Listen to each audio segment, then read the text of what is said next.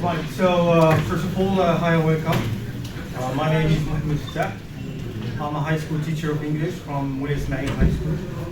I have been teaching for more than 14 years as a teacher of English as a foreign language. And I have been working on an educational project entitled Connecting Schools for International Cooperation and Values. And the project really started very small because it started with 3 teachers from 3 different schools and different countries. We managed to have certain activities together and so on, but in the course of time, so far we have more than 46 teachers from more 32 countries. So it's really a very nice international community of teachers. We're working together for years so far. So for that reason, I'm here today in order to share my own experience in terms of this education project. And of course, I'm here to give examples. I'm going to focus on practice, not just theory. We have enough theory, but we need those who can put things into practice. So that's why I'm here today in order to share my own teaching practices in terms of this project. And the topic of today is about adapting new learning activities to lessons on international issues and values. And the reason that you may ask why do we have to speak about this in terms of to find new teaching practices whereby we can bridge the gap between theory and practice and so on. So I'm here to share my own experience for 3 different reasons. The first one for pedagogical purpose. This may be for teachers, provide them with the theoretical and practical framework. Academic purpose, we may speak about curriculum refinement and so on, designing textbooks and so on. And also the didactic purpose, when we speak about contributing to the development of new teaching ways and learning styles and so on. And of course, as everybody knows, that today there is too much controversy about the merits and drawbacks of the current education system. And this is the case not only in Morocco, but in all over the world. Because you know, today there is a lot of talk in terms of how, as I said before, to connect between theory and practice, to connect between what the students learn in the classroom and what they have in the real life activities and so on. Because it is no longer acceptable to, thanks to this development in terms of these new technologies, to continue thinking of our learners like passive recipients of knowledge. Because so far we are still thinking that we can teach the learners by using fixed textbooks with predetermined outcomes. So this is not the case in terms of the age of technology and the case in terms of the age of AI. Instead of another case or instead of another concern, thanks to this huge or big development in terms of neuroscience, so it is no longer acceptable in order to, think of or not having a knowledge in terms of how the brain functions and the teaching and learning process or its impact on the teaching and learning process. Because having in mind this knowledge in mind, so it helps you a lot as a teacher in order to plan for your lessons effectively and try to be selective in terms of the way you deliver your teaching practices in the classroom. And of course, like what I noticed yesterday, I attended a panel discussion in which they raised very certain key issues in terms of the teaching and learning process, because we talked about this problem in terms of how or what do we prepare our students for? Do we prepare them just to pass a given exam, or do we have to prepare them for life? And then here we talk about life skills and so on. Are we talking about teaching machines that we have to think of them like machines, and then we have just to spoon feed them with certain knowledge and so on? Or do we have to think of them like humans who need to be engaged in real life situations and so on? So they really raise certain issues that really I have them in concern, and that's why I have been for years trying to maximize the learning opportunities whereby my students can really benefit from. And that's why for today I'm going to focus on practice and try to share certain teaching practices or experiences that I have been doing in cooperation with teachers from different countries around the world. And of course, the question that may come to your mind at the moment is, tell us how and let's know how. Briefly, these are the targeted teaching methods and approaches that I follow in order to put these things into practice. Project-based learning, maybe this is for projects, either students' projects or classroom projects. Then we have or class projects. Then we have content and language integrated learning, content-based instructions. So these are the targeted approaches in terms of my teaching practices in terms of these projects. Let's move to examples. The first one is promoting school partnerships for connecting classrooms. So try to connect between schools and then connect between their classrooms, and then have live sessions via online platforms where students they can interact and then practice the language. Because all of us, we in every lesson, so we reach a given stage which is to check understanding of the students.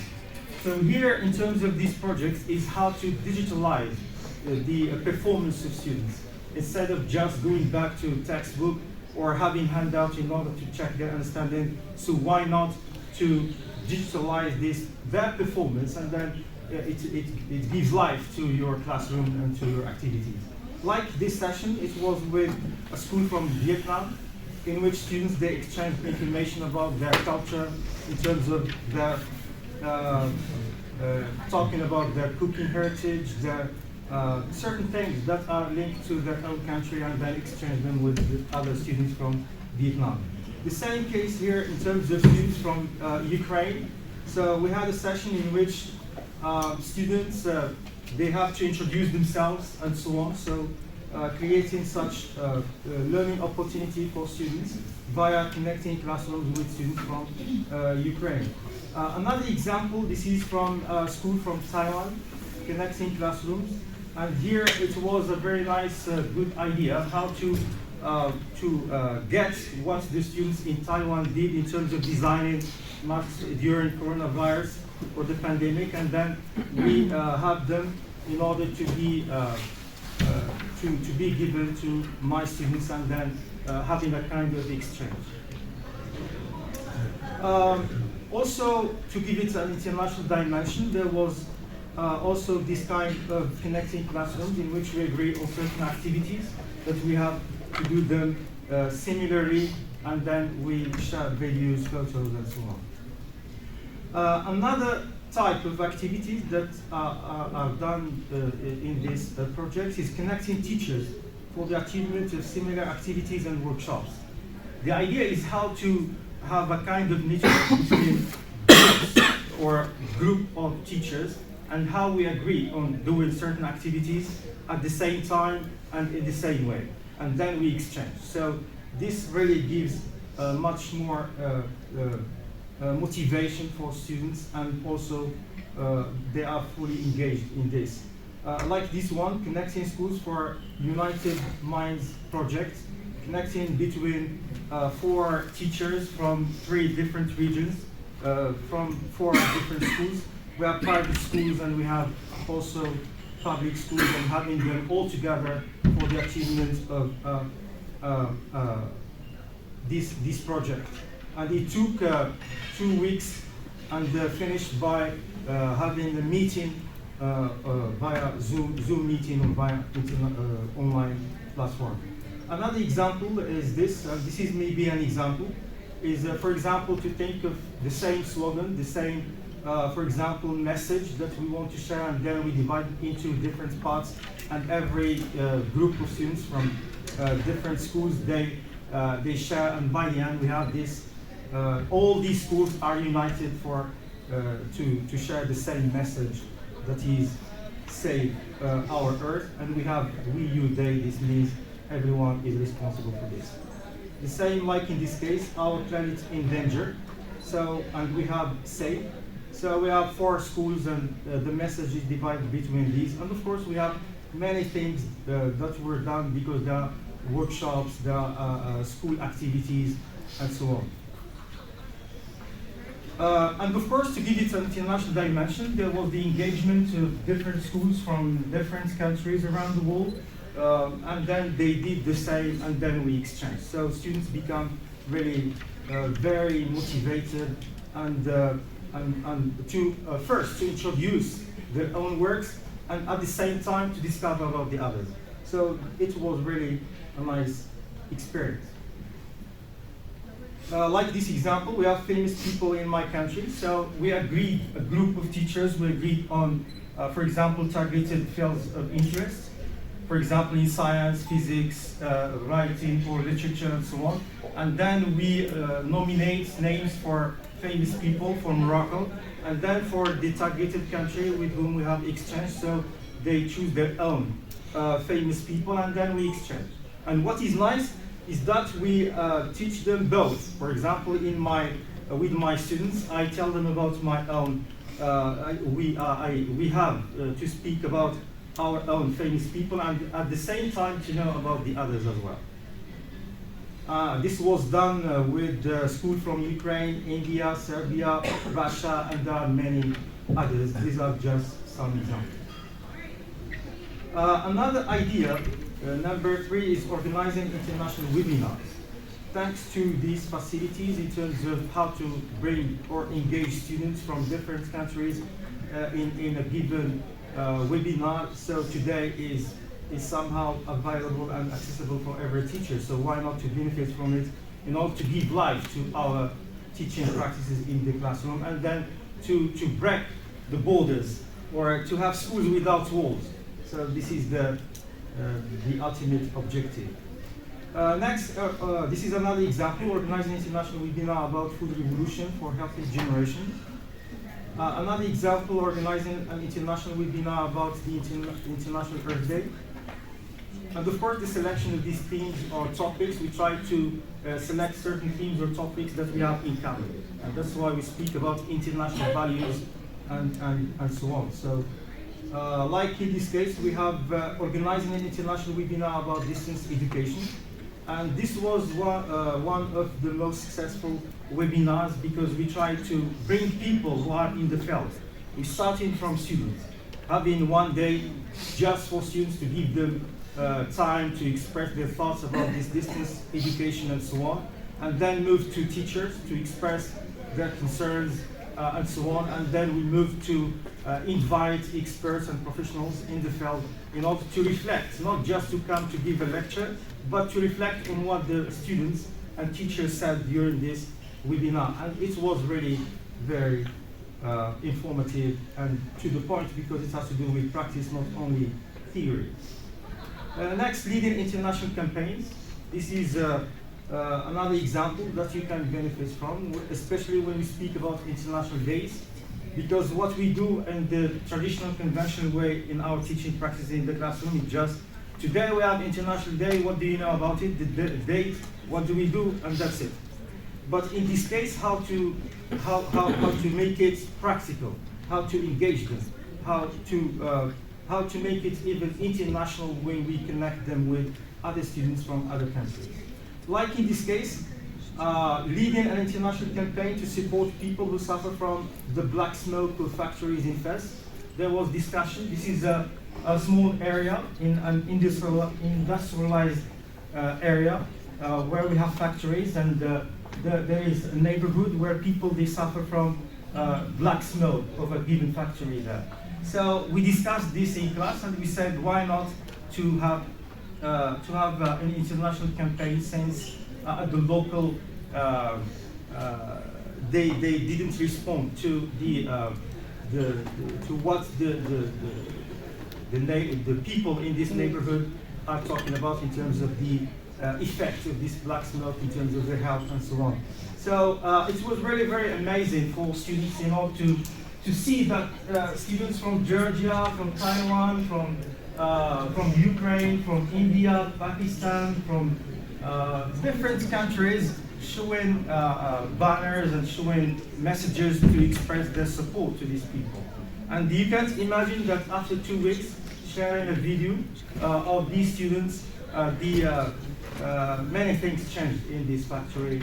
And now, thanks to this international campaign, so many things changed in this, and people were even happy for this. So this is how you can even bridge, and this is how you can put things into practice, because all of us, they speak about the school environment, but we just talk about it in theory. So this is how the lesson started in class and finished at the international level with international support.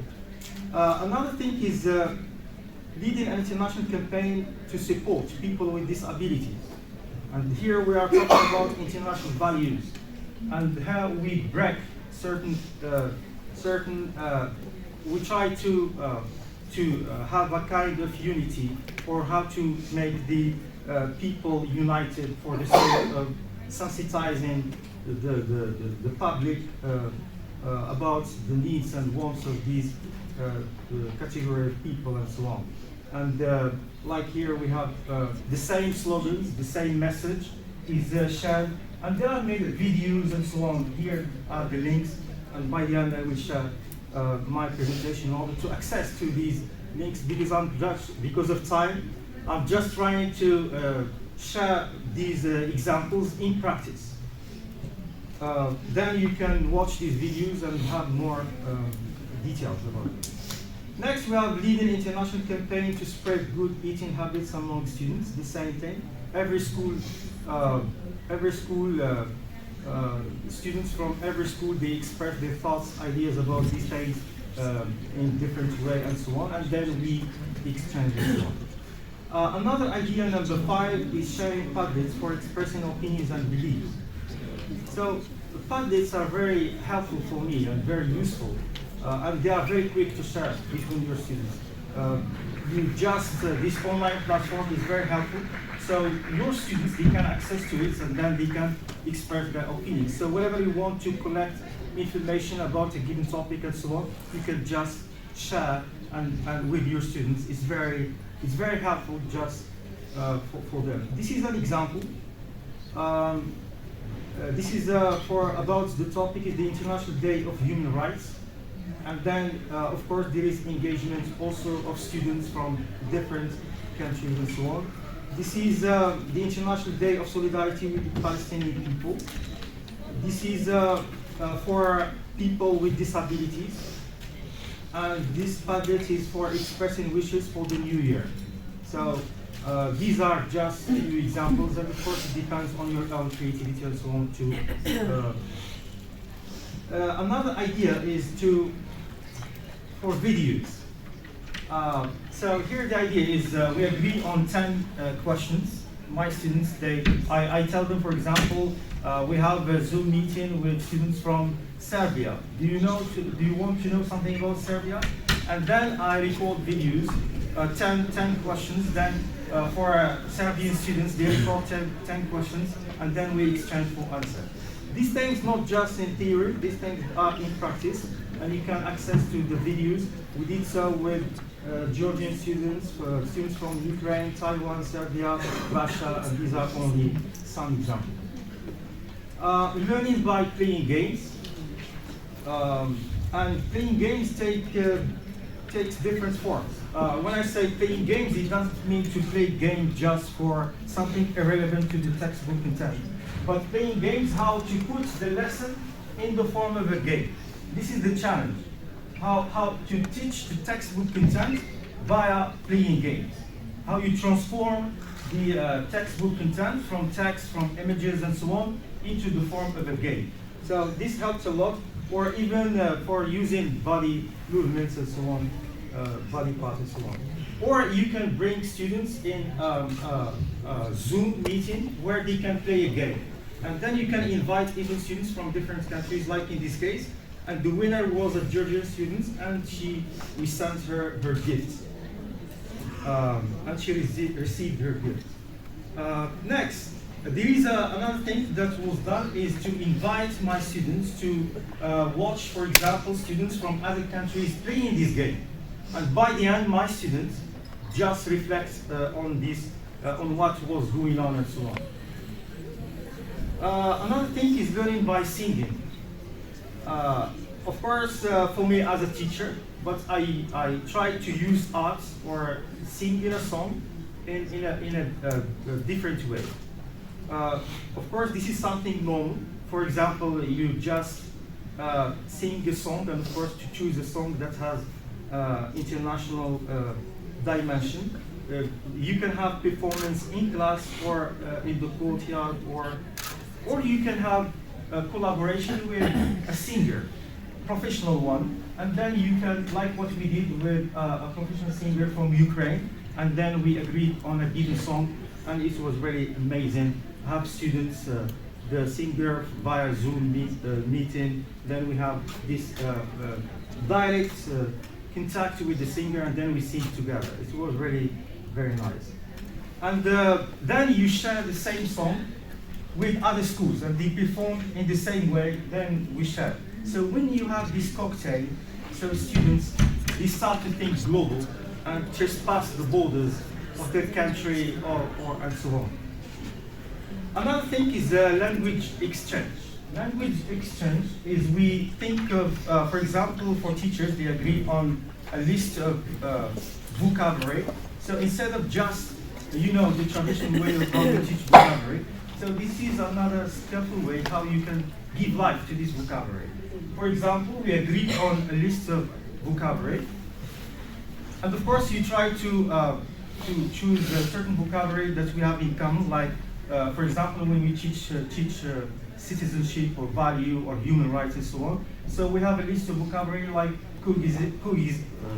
coexistence, respect, solidarity, tolerance, and so on, and then we have them in exchange. Like in this case, we did so with students from Ukraine, students from Romania, students from Serbia, and other examples from Russia, Georgia, and so on. So the students, they pronounce the word, for example, for Ukraine, pronounce the word in Arabic and in their native language. For us, we do the same. We do it in their native language and in English, since we are English is there. So for my students, they pronounce the word in English and in the native language of the targeted country, and so on. Right. So this is all about my presentation. This is for having the presentation in order to get the link and watch videos for more details. And this is a template for teachers that you can follow. It helps you how to follow the certain steps in order to manage your project. I have more to say, but stress of time, I have to stop. And if there is any question or anything to add, you're welcome.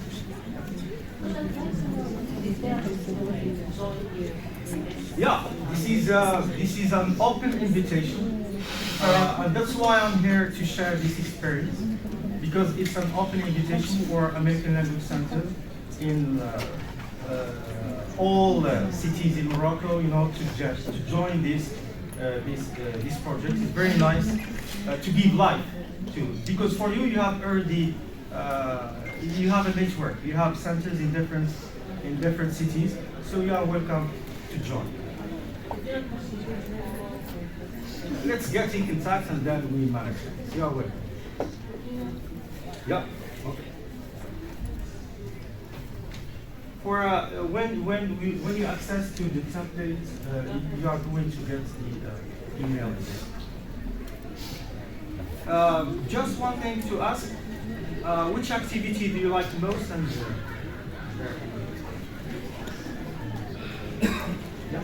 I think the sharing Very Padlet's one is really good because if like the time zones don't match up in terms of Zoom meetings or virtual like meetups, like especially during class times, then at least like doing a Padlet item for homework or doing it together in class, and then in the next class, like if you collaborated with a different international classroom in another country, then you can just go over each other's responses in another class time. So I think that's the most feasible and logical one for me to be able to do that. Yeah, I see your point. It's available and accessible. And you can use it every time, whenever needed. Yeah. I super liked in a similar vein actually, the exchanging questions, like having the 10 questions, because, okay, yeah, for the video recording, but I'm always skeptical of doing live feed videos like in class because the Wi-Fi is so bad at my university that it will be very in this slow. case it's helpful. In that case, you record it, you send it, you know, and then they can answer when they want it. And you have the same questions, so you can compare the cultural similarities and differences. You can use it in different contexts. Yeah. It depends on the lesson that you are teaching. So how to manage questions, it depends on the textbook content or what you are teaching. So because this is the challenge in this in these activities is how to teach the textbook content in a different way. Yes? I love the international campaign where it actually created change in the sense, right, with the black council and the outpouring of other countries and their eyes on that's made a change. Yeah, because sometimes when we speak about climate change, peace, we speak about certain things. So it is very nice to bring people because we have these things in common. So when students, they watch others doing so they become more, they start to believe in these things to be really good for, not only for them, but for humanity as a whole. Yeah. And how do you deal with eventual political challenges that might arise in the class? Because it's all well when we talk about fairs and black smoke, but like Palestine, Ukraine, you might have different opinions in class, you might have This is the beauty of this work, is when you bring all these differences and try to make students enjoy the difference, instead of giving prejudgment.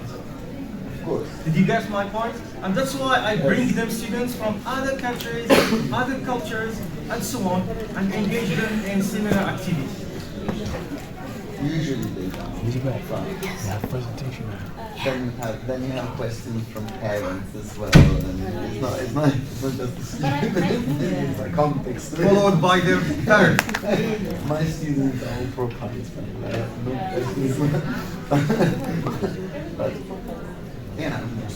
And that's why, if you remember, I said you have for you as a teacher, you have to be very selective. Try to choose something that we have in common, because you are engaging other people from other contexts, from other cultures, other religions. So you try to look for the third zone. They have their own zone, we have our own zone, but we try to choose the third zone where we can enjoy the difference. And I think it's a good opportunity to allow students that people may not have the same belief as you are, and you should learn how to either discuss it in respect, first to respect it, and then to have this discussion without creating a conflict.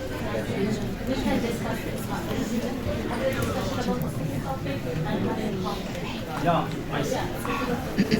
So, because of time,